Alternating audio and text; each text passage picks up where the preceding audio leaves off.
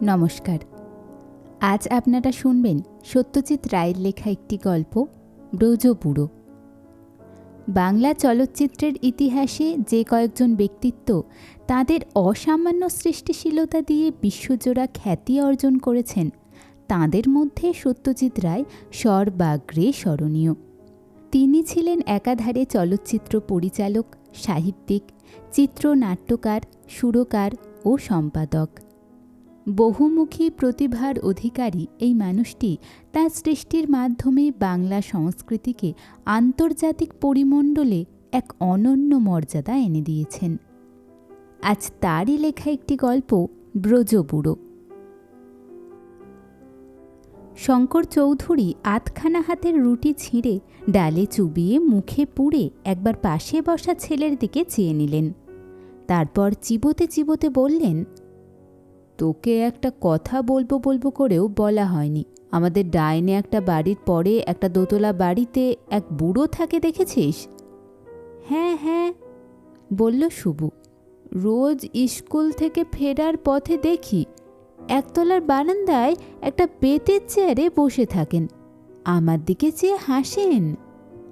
হাসিটা কি বেশ খোশ মেজাজের হাসি?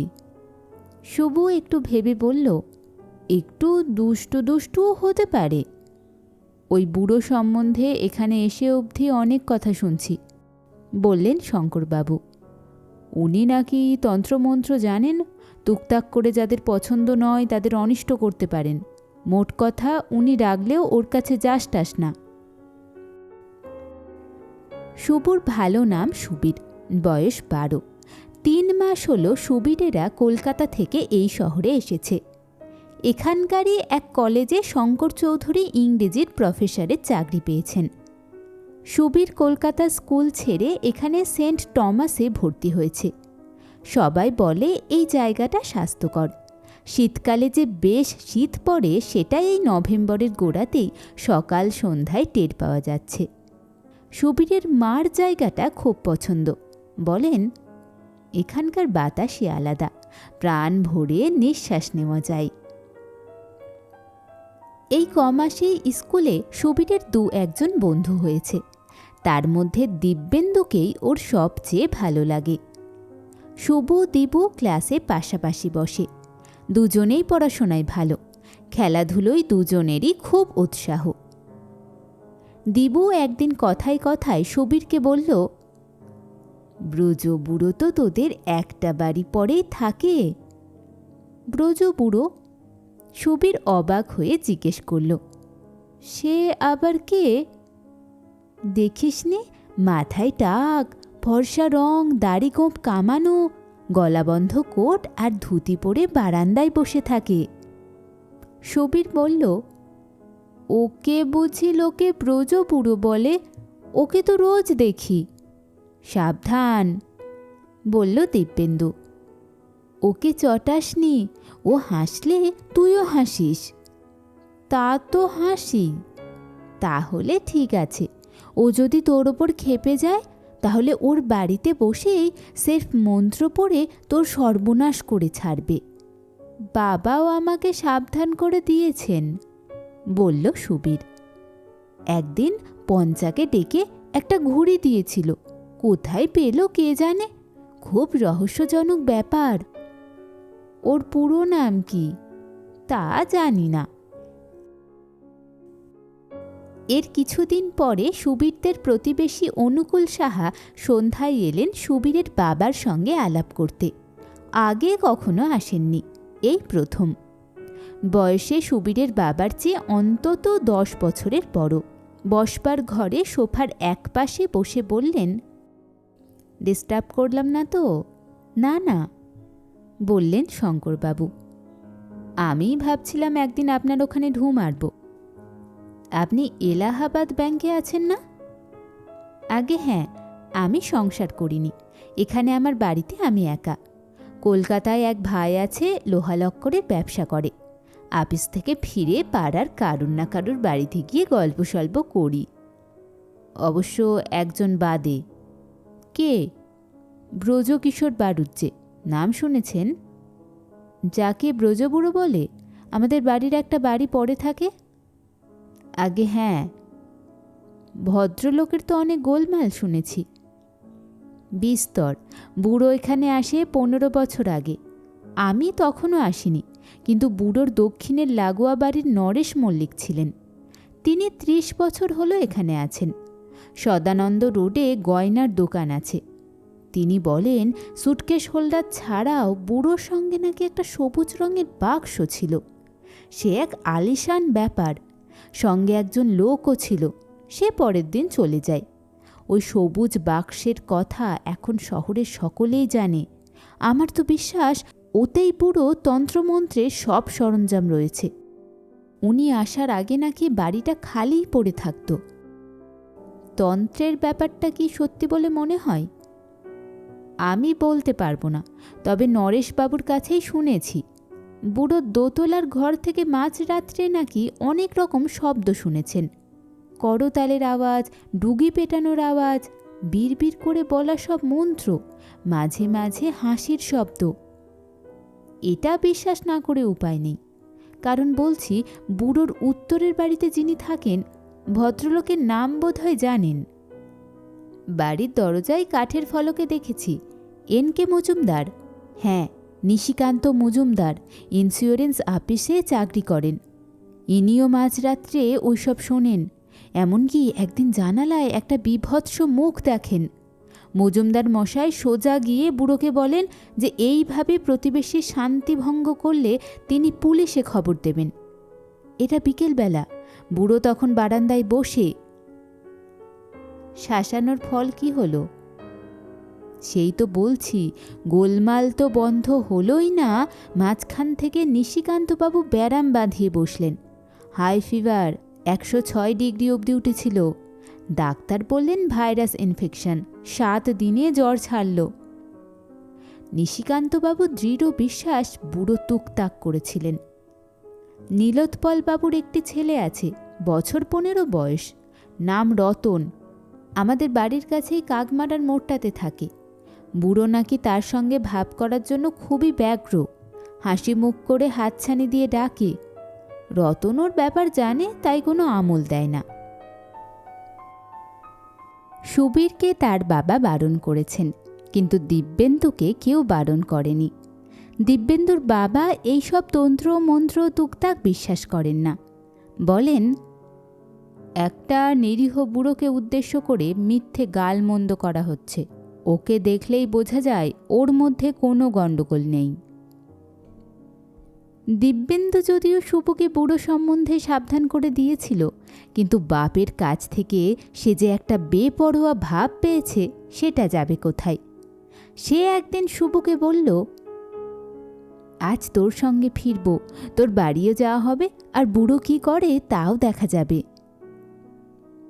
শুভ ভুরু কুঁচকে বলল, কিন্তু তুই নিজেই তো সেদিন বললি বুড়োর কাছ থেকে দূরে থাকতে। তা বলেছিলাম, বলল দিবু, কিন্তু বাবা বলেন বুড়োর মধ্যে কোনো দোষ নেই, তাই একবার গিয়ে দেখি না কি হয়। এও একরকম অ্যাডভেঞ্চার তো। শুভ তার বাবার নিষেধ উড়িয়ে দিতে পারে না। সে বলল, কাছে যেতে পারি, এমনকি কথাও বলতে পারি, কিন্তু ওর বাড়ির ভেতরে ডাকলে যাব না। ঠিক আছে, তাই হবে। স্কুল থেকে ফেরার পথে ব্রজবুড়োর বাড়ি দেখা যেতেই শুভর বুকের ভিতর একটা ধুকপুকুনি শুরু হয়ে গেল। কিন্তু সে যে ভয় পেয়েছে সেটা তো দিবুকে কিছুতেই জানতে দেওয়া চলে না। তাই সে মনে সাহস এনে এগিয়ে চলল দিবুর সঙ্গে। হ্যাঁ, কোনো সন্দেহ নেই, রোজকার মতো আজও বুড়ো বসে আছে বারান্দায়। শুভ দিবু এগিয়ে আসতে ঠিক অন্য দিনের মতোই ব্রজবুড়ো হাসি মুখে তাদের দিকে চাইলেন। আজ শুভ বুড়োর হাসির মধ্যে সত্যিই একটা শয়তানি ভাব লক্ষ্য করল। হাসছেন কেন, কিছু বলবেন? দিবু বুড়োর সামনে থেমে পরিষ্কার গলায় জিজ্ঞেস করল। হ্যাঁ বলবো, বললেন ব্রজবুড়ো। আমি ডাকলে আসো না কেন? দিবু বলল, আমাকে কোনোদিনও ডাকেননি, আর ডাকলেই বা যাব কেন? ওরকম যার তার ডাকে আমি যাই না। শুভ মনে মনে ভাবল, বাপরে, দিবুর কি সাহস। আবার দিবুই কথা বলল, আপনার সবুজ বাক্সে কি আছে? কেন বলবো? বুড়ো মাথা দুলিয়ে দুলিয়ে মিচকে হেসে বলল, আমার সঙ্গে আমার বাড়ির দোতলায় গেলেই জানতে পারবে। বেশি বাড়াবাড়ি হয়ে যাচ্ছে দেখে শুভ এক নিঃশ্বাসে বলে দিল, আর একদিন যাব, আজ বাড়িতে কাজ আছে। দুজনে চলে এলো পেছন দিকে না তাকিয়ে। দিবু শুভুর বাড়িতেই বিকেলের খাওয়া সারল। খেতে খেতেই শুভুর বাবা কলেজ থেকে এসে গেলেন। শুভ কোনো কিছু না লুকিয়ে ব্রজবুড়োর সঙ্গে যা হয়েছে পুরো ব্যাপারটা বাবাকে বলে দিল। শঙ্করবাবু কিছুক্ষণ গম্ভীর থেকে বললেন, একবার করেছ এ জিনিস, আর করো না। দিব্যেন্দু, তোমাকেও বলছি, এসব ব্যাপারে সাহস দেখানো কোনো কাজের কথা নয়। বুড়োর মধ্যে অনেক গোলমাল, ওর প্রতিবেশীদের কথা অবিশ্বাস করা যায় না। কালই নিশিকান্তবাবু আমার বাড়ি এসেছিলেন। ব্রজ ব্যানার্জি ঘর থেকে মাঝরাত্রিরে নাকি পিস্তলের আওয়াজ পেয়ে বুড়োর বাড়িতে গিয়ে দরজা ধাক্কা দেন। কেউ দরজা খোলে না। এক সপ্তাহখানিক পরে এক রবিবার সকালে শুভদের বাড়ির সামনের দরজায় টোকা পড়ল। শুভর বাবা খবরের কাগজ পড়ছিলেন। ছেলেকে বললেন, দেখ তো কে এলো। শুভ দরজা খুলে দেখে খয়েরি স্যুট পরা একজন বেশ ভালো দেখতে ভদ্রলোক। বয়স 30-এর খুব বেশি না। তার পেছনে রাস্তায় একটা ট্যাক্সি দাঁড়িয়ে, এটাও শুভর চোখে পড়েছে। ব্রজকিশোর ব্যানার্জির বাড়িটা কোথায় বলতে পারেন? ভদ্রলোক প্রশ্ন করলেন শুভর বাবাকে। 74 নম্বর সেটা জানি, কিন্তু এখানে তো দেখছি কোনো বাড়িতেই নম্বর লেখা নেই। শঙ্করবাবু দাঁড়িয়ে উঠে হাত দিয়ে দেখিয়ে বললেন, এই দিকে আমার বাড়ির পরের বাড়িটা। থ্যাঙ্কস। ভদ্রলোক যাবার জন্য ঘুরছিলেন, কিন্তু শঙ্করবাবুর একটা প্রশ্নে থেমে গেলেন। আপনি কি ওর আত্মীয়? হ্যাঁ, আমি ওর ভাইপো, ছোট ভাইয়ের ছেলে। আসি। ভদ্রলোক চলে গেলেন। শঙ্করবাবু আবার সোফায় বসে বললেন, হাইলি ইন্টারেস্টিং। আমার ধারণা ছিল ব্রজবুড়োর 3 কুলে কেউ নেই। বিকেলে শুভরা চা খাচ্ছে, এমন সময় দরজায় আবার টোকা পড়ল। শুভ খুলে দেখে আবার সেই সকালের ভদ্রলোক। একটু আসতে পারি কি? শঙ্করবাবুও উঠে এসেছেন, বললেন, হ্যাঁ হ্যাঁ নিশ্চয়ই, আসুন আসুন। ভদ্রলোক ঘরে ঢুকে এলেন। বসুন, চা খাবেন? নো থ্যাঙ্কস, এইমাত্র খেয়ে এসেছি। ব্রজবাবুকে কেমন দেখলেন? সেইটে নিয়েই একটু কথা বলতে এলাম, বললেন ভদ্রলোক। আগে আমার পরিচয়টা দিই।